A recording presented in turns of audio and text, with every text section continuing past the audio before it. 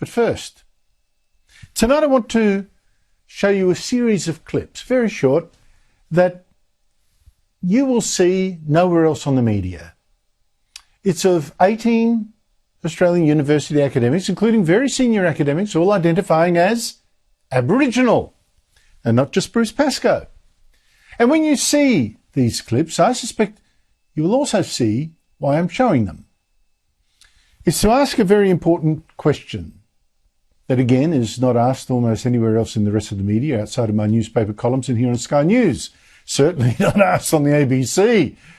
It's too dangerous. You'll be called a racist, maybe sued. But enough is enough. This identity politics, this race politics, so many universities are preaching what I consider a new kind of racism, preaching that you're defined by your race or made special by your race, particularly Aboriginal, or given a job or prizes primarily on the grounds of your race, as if having, say, even one Aboriginal great-great-grandparent somehow makes you very different from all other Australians. I won't go on about this. I would just like you to think about that. Are these academics really so different racially from the rest of us? Did they actually choose to identify as Aboriginal from the various options some may have had, given their genealogy? And why does their race even matter to us or our universities? And personally, I think their obsession with race is divisive and demeaning and should now end. I'm going to divide my list of academics in two. The first 7 I'll show you are all academics who identify as Aboriginal, even though professional genealogists with the darkemuexposed.org website have found not one of their ancestors in official records are Aboriginal. Not one. There may be a mistake, of course, but none of the 7 have explained where that mistake is, despite being asked by those genealogists or by me or by both. Here are these first 7 Australian academics who say they were Aboriginal, which makes me ask why. And I said to the guy, I said, "Oh yeah, I'm Aboriginal. That's what my mum and my nan have told us." And he told me, "Well, no, you can't tick that box." He says, "Because you're not. You're too white." So we've got this Aboriginal, the denial of their right to be recognised on our own land. The real world is not a safe place for Indigenous people. Aboriginal Australians not only invented bread, they also invented society. But I want to welcome you by singing a song that Pemulwuy wrote. Next slide, so that you can sing this song of welcome wherever you go. I'm just going to tune up my clap sticks. And I'm from the Gamaragal, and as I've said, the Gamaragal are the people from this country, and this is our traditional land. I'm Ngarigu. I'm from the Snowy Mountains in southeastern Australia. That's my mob. The next 11 academics I'll show you also identify as Aboriginal. They include Deputy Vice-Chancellors and Pro-Vice-Chancellors of the universities, very senior positions and ones in these cases generally reserved for Aborigines. Now, I'm not saying that these 11 have no Aboriginal ancestors. I'm not saying that at all.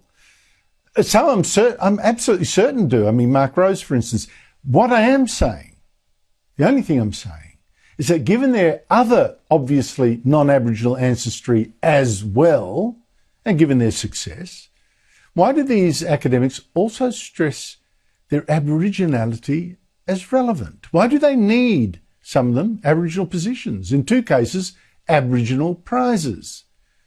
Of what real relevance is it to our universities that some of the ancestors of these academics were Aboriginal? Monash University has made clear its commitment to celebrating Indigenous knowledges and perspectives in all that we do. The Latrobe Indigenous Strategic Plan was developed through community consultation. Taking the time to stop and listen is probably the first and most important step. I think the most exciting thing, about this is, working with my community and at the end of the day, being able to help my community. You need to be able to go to those communities to then say, what do you know? I have an Aboriginal mother and a non-Indigenous father. My name is Mark Rose, Pro-Vice-Chancellor of Indigenous Strategy and Innovation at Deakin University. I'm very proud that the university is taking very seriously its part in that healing process. All Aboriginal and Torres Strait Islander art and culture is connected to place. And so, of course, all Aboriginal and Torres Strait Islander cultural practices going to be impacted by climate change. And I'm a proud Bunjalung and Yemen woman. We're a really broad-ranging academic unit. We cover all sorts of issues for the university. I'm a very proud judge, Wrong man. You've seen those academics. I suspect some of you may conclude identity politics in the universities has gone way out of hand. Stretches your credulity. And your taxes are financing this. And what's more, what you've seen may actually explain what to many might seem mystery. Why so many academics have their careers in some way invested in being Aboriginal and being supposedly different on the basis of race? Is that actually surprising that some preach difference then, preach resentment, preach that Australia is racist, when so many have that link, race, career, prizes, whatever? Because the answer is, I think, that without that supposed difference and that grievance, where would they and their jobs be?